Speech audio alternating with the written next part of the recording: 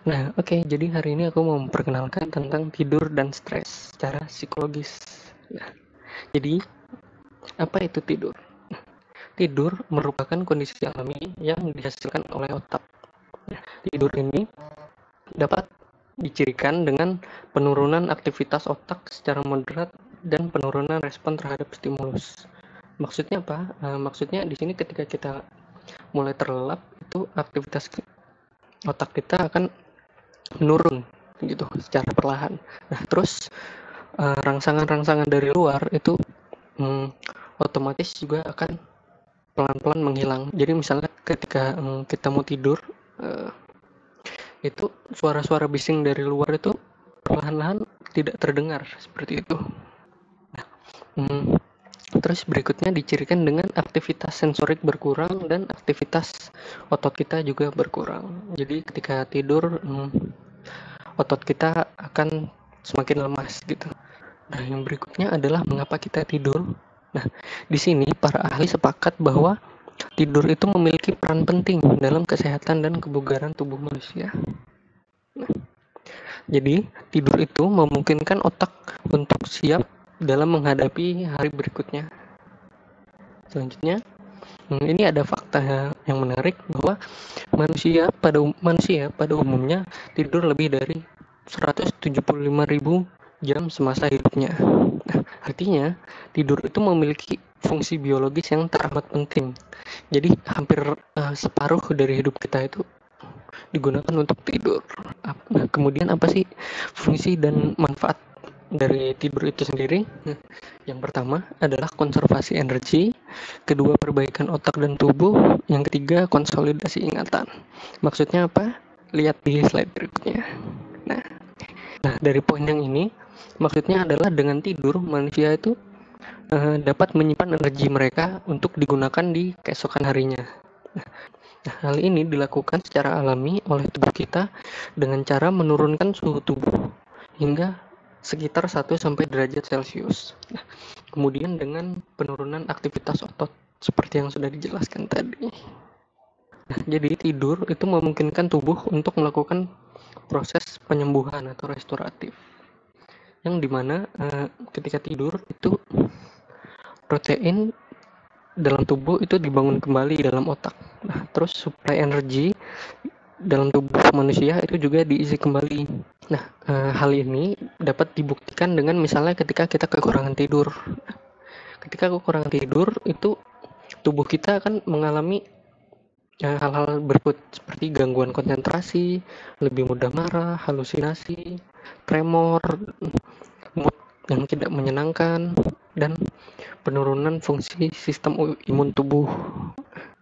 Nah, berikutnya adalah bagaimana cara kafein itu dapat mengurangi rasa kantuk. Nah, jadi kafein itu bekerja dengan cara menghambat reseptor adenosin yang ada di dalam tubuh.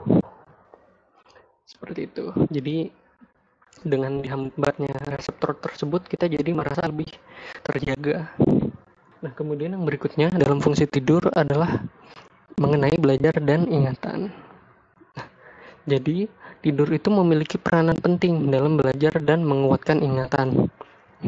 Kinerja pada tugas yang baru dipelajari seringkali lebih baik keesokan harinya setelah tidur yang ada kuat di malam hari.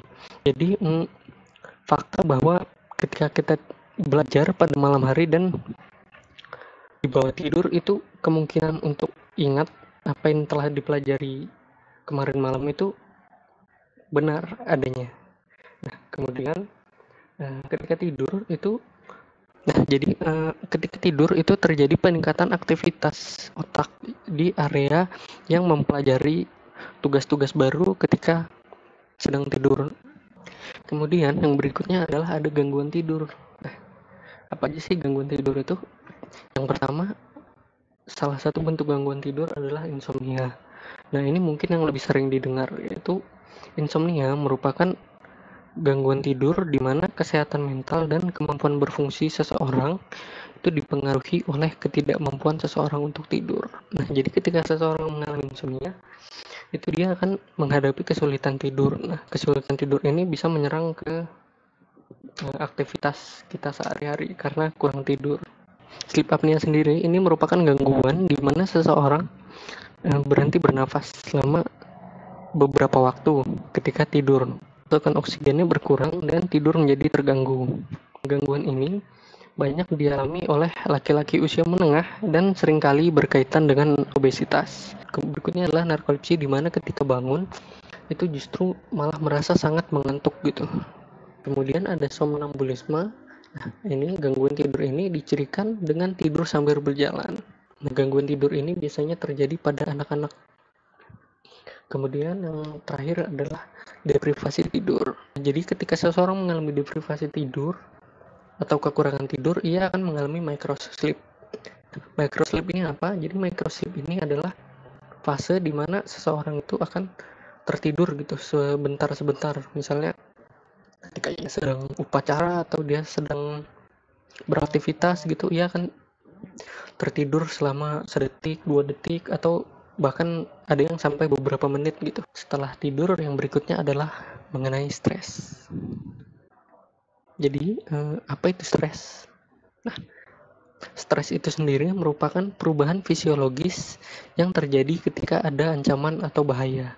Jadi, stres itu merupakan respon alami dari tubuh kita ketika ada ancaman atau ada bahaya. Kalau stres itu merupakan respon tubuh, stresor itu merupakan hal yang menyebabkan stres, baik yang sifatnya psikologis ataupun fisik. Contoh stresor psikologis itu misalnya ketika seseorang sedang dipecat gitu. Dipecat ini membuatnya stres secara psikologis gitu, secara mentalnya, secara pikirannya gitu. Ia stres karena ia dipecat. Jadi banyak pikiran seperti itu.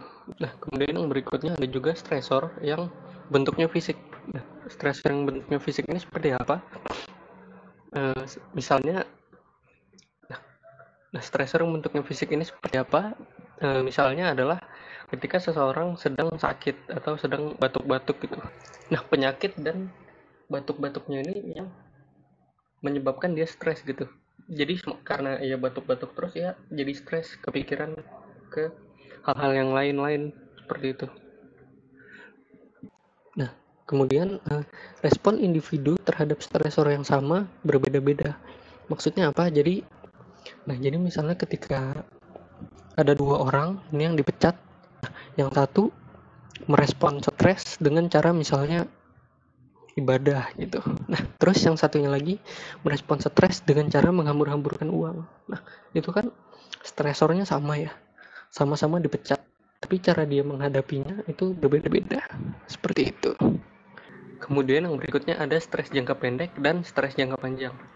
Jadi stres jangka pendek dapat menghasilkan adaptasi yang membantu merespon stres. Nah, contohnya apa? Jadi misalnya ketika seseorang itu pernah mengalami kemalingan seperti itu. Nah, kan itu stresornya adalah kemalingan gitu, dan dia stres akibat pernah kemalingan tersebut. Nah, tapi dari hal tersebut itu ia jadi belajar gitu untuk lebih waspada.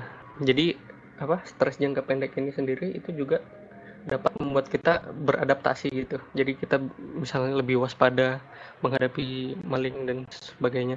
Nah, kemudian stres jangka panjang ini adalah salah satu bentuk stres yang justru merusak perilaku kita. Jadi kalau misalnya, nah kemudian yang berikutnya adalah stres jangka panjang. Stres jangka panjang dapat menghasilkan perilaku yang merusak. Nah, jadi kalau misalnya ketika seseorang itu terus-terusan stres, itu dia dapat menimbulkan perilaku-perilaku yang justru merusak dirinya seperti itu. Seperti kesehatan tubuhnya, sistem imun tubuhnya itu dapat rusak jika dia mengalami stres berkepanjangan gitu. Nah, contohnya apa ya? Misalnya seperti mahasiswa ya, terus kepikiran sama gimana sih masa depannya dan lain-lain seperti itu. Nah, itu kan bisa dapat menyebabkan stres jangka panjang ya. Ya, gitu. Nah, terus bagaimana sih cara mengontrol ketika kita menghadapi stres? Cara manusia mengontrol stres itu berbeda-beda. Jadi setiap orang biasanya memiliki caranya masing-masing. Namun ada beberapa cara umum yang dapat dilakukan dalam mengontrol stres. Misalnya dengan teknik bernafas tertentu. Jadi ketika menghadapi stres, kita dapat mengambil nafas dalam-dalam seperti itu. Terus berikutnya ada juga yang menghadapi stres dengan cara berolahraga, meditasi, distraksi, dan beribadah. Distraksi itu apa? Jadi distraksi itu menjauhkan diri dari penyebab stres. Misalnya dia stres karena masalah uang. Nah, jadi dia menjauhkan diri dari permasalahan tersebut gitu. Distraksi ini maksudnya adalah seorang ketika menghadapi stres dia akan menjauhi masalah yang menyebabkan stres tersebut. Misalnya ia stres karena panennya tidak ada yang berhasil, ketika panennya gugur semua. Nah, itu dia akan mencari distraksi atau dia akan mencari kesenangan lain untuk, atau ya mencari cara lah untuk melupakan masalah tersebut. Setiap orang itu memiliki caranya masing-masing ketika menghadapi stres. Nah, berikutnya dukungan sosial juga merupakan salah satu metode yang kuat dalam coping stres. Nah, jadi di sini ketika seseorang itu sedang stres, ya ketika ia mendapatkan dukungan dari keluarganya, dari temannya, itu bisa juga dapat membantu menghilangkan perasaan stres tersebut. Berikutnya adalah ada ketahanan terhadap stres. Ketahanan terhadap stres ini apa sih? Jadi seperti yang tadi sudah disebutkan, respon seseorang terhadap stres itu berbeda-beda. Jadi ada yang ketika ia sedang stres, ia dapat menghadapinya dan bangkit. Dan ada juga yang justru malah lebih memburuk gitu kondisinya ketika ia sedang menghadapi stres. Nah, hal ini itu biasanya diistilahkan dengan resiliensi stres. Jadi seseorang itu memiliki resiliensi stres yang berbeda-beda. Terus kenapa sih kok setiap orang itu bisa menghadapi stres dengan berbeda-beda, padahal misalnya penyebab stresnya sama gitu. Nah, ini ada beberapa faktor yang menyebabkan perbedaan dalam merespon stres. Nah, yang pertama itu sendiri adalah bawaan gen. Yang pertama itu adalah bawaan gen yang mempengaruhi amigdala dan saraf simpatetik. Nah, jadi cara orang menghadapi stres itu bisa jadi bawaan gen atau bawaan dari lahir, bawaan dari orang tuanya dan sebagainya. Terus yang kedua ada social support. Ini adalah dukungan sosial. Nah, jadi maksudnya adalah antara orang yang mendapatkan dukungan sosial dan orang yang tidak mendapatkan dukungan sosial itu akan beda ketika ia menghadapi stres atau menghadapi masalah. Kemudian yang berikutnya adalah physical health. Nah, physical health ini adalah kesehatan fisik. Kesehatan fisik ini juga memiliki pengaruh dalam bagaimana tubuh kita merespon stres.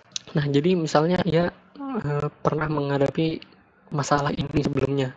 Nah, itu ketika ia menghadapi masalah yang sama, ia cenderung akan tidak terlalu stres atau ya masalah itu biasa aja gitu, karena ia sudah pernah menghadapi masalah itu sebelumnya. Jadi pengalaman juga berpengaruh terhadap ketahanan tubuh terhadap stres. Terus kesuksesan coping dengan stres menyiapkan seseorang untuk stres berikutnya. Ini seperti yang disebutkan tadi. Nah, baik, cukup sampai di sini mengenai tidur dan stres. Terima kasih telah mendengarkan.